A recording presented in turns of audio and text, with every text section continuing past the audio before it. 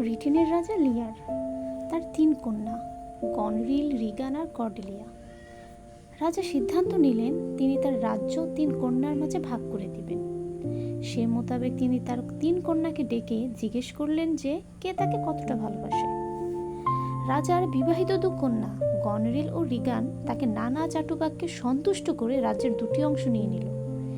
শেষে ছোট কন্যা কর্ডেলিয়া জানালো যে তার ভালোবাসার পুরোটা রাজাকে দিলে স্বামীর জন্য কি থাকবে, পিতার যা প্রাপ্য কর্ডেলিয়া তাই দেবে। এটা শুনে রাজা কর্ডেলিয়াকে রাজ্য থেকে নির্বাসন দিলেন। সে ফরাসি রাজের সাথে বিবাহ বন্ধনে আবদ্ধ হয়ে ফ্রান্সে চলে গেল। রাজা তার প্রধান আমত্ত গুচেস্টারকেও রাজ্য ছাড়া করলেন কর্ডেলিয়ার পক্ষে কথা বলার জন্য।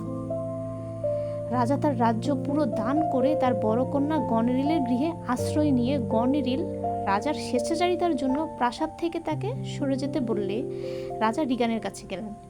সেখানেও থাকতে না পেরে বনে জঙ্গলে ঘুরে বেড়াতে লাগলেন। গুচেস্টারের সৎপুত্র এডমন্ড রাজার বড় 2 কন্যার পক্ষে যোগ দিয়ে গুচেস্টারের চোখ তুলে ফেলল আর গুচেস্টারের আসল পুত্র এডগারকে রাজ্য ছাড়া করল।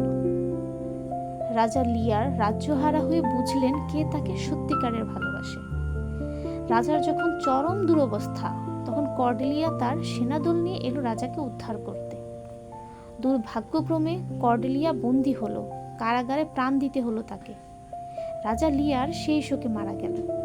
গুচেস্টারের আসল পুত্র এডগার দুর্বৃত্ত এডমন্ডকে হত্যা করল।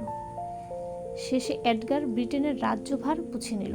অবশেষে রাজার উক্তি, I am a man more sinned against the scene,